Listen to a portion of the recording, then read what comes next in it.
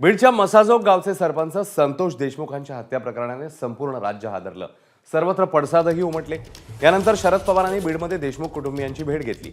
यावेळी त्यांनी राज्यातल्या कायदा सुव्यवस्थेवर प्रश्नचिन्ह उपस्थित केले। दरम्यान शरद पवारांपाठोपाठ उपमुख्यमंत्री अजित पवारांनी देखील देशमुख कुटुंबियांची भेट घेतली आहे। तर या प्रकरणी राजकीय हस्तक्षेप होणार नसून कुणीही मास्टरमाइंड असेल तरी त्याला सोडणार नाही असं आश्वासन आता अजित पवारांनी दिलं।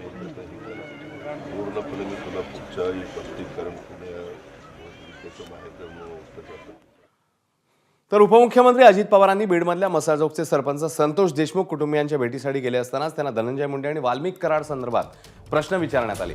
मात्र यावर अजित पवारांनी अंधार होण्यापूर्वी हेलिकॉप्टरने लातूरला पोहोचण्याचं कारण देत त्या ठिकाणाहून काढता पाय घेतलाय। दरम्यान अजित पवार सगळी माहिती न घेता लगेचच तिथून निघून गेले असा आरोप बीडच्या स्थानिकांनी आता केलेला आहे। आमच्या गावात घटना घडून 13 दिवस झालेत।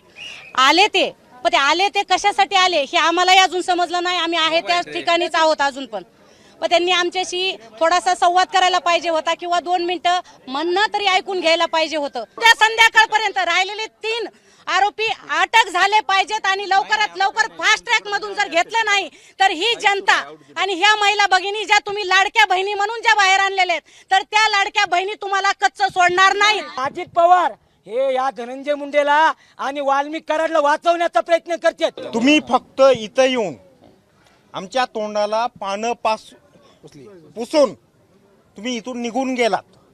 आमचा राग आमचा रोष अजूनही तुम्ही डबल तयार केला। आमची आग आमच्या पोटातली जळजळ करते ती तुम्ही विझवायचा प्रयत्न केला नाही, तुम्ही ती वाढविली। संपला विषय तो। शरद पवार हे बीडचे खासदार बजरंग सोनवणे, खासदार निलेश लंके, आमदार संदीप क्षीरसागर यांना घेऊन मसाजोग गावात पोहोचले। देशमुख कुटुंबियांचं सांत्वन करून पवारांनी ग्रामस्थांशी संवाद साधला। संतोष देशमुखांना न्याय मिळवून देण्यासाठी प्रयत्न करणार असल्याचंही त्यांनी म्हटलं।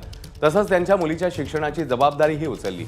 यानंतर शरद पवारांनी परभणीत सोमनाथ सूर्यवंशींच्या कुटुंबियांची भेट घेतली आहे। यावेळी सूर्यवंशी कुटुंबियांनी मुलाला ज्यांनी मारलं त्यांना फाशीची शिक्षा द्यावी अशी मागणी शरद पवारांकडे केली आहे। या देशाच्या राज्यात काय चाललंय अशा प्रकारचे प्रश्न नंतर लोक विचारायला लागले। हे दुखणं जिथं मांडायला हवंय तिथं मांडलं। त्यांनी एकच गोष्ट सतत सांगितली की सुस्त राहत याच्या खोलात गेलं पाहिजे आणि यांचे सगळे सुसंवाद कोणाकोणाशी झाले, तो टेलिफोनवर असेल आणखीन कशा असेल, ते सगळे त्याची जी काही माहिती आहे ती काढली पाहिजे, त्याच्या खोलात गेलं पाहिजे। जे कोणी दोषी असतील त्यांच्यावर सक्त कारवाई ही राज्य सरकारने करावी अशी तुमची जी मागणी आहे ती आम्ही राज्य सरकारच्याकडे पोहोचू आणि तुम्हाला न्याय मिळेल, कुटुंबियांना न्याय मिळेल याची काळजी घेऊ।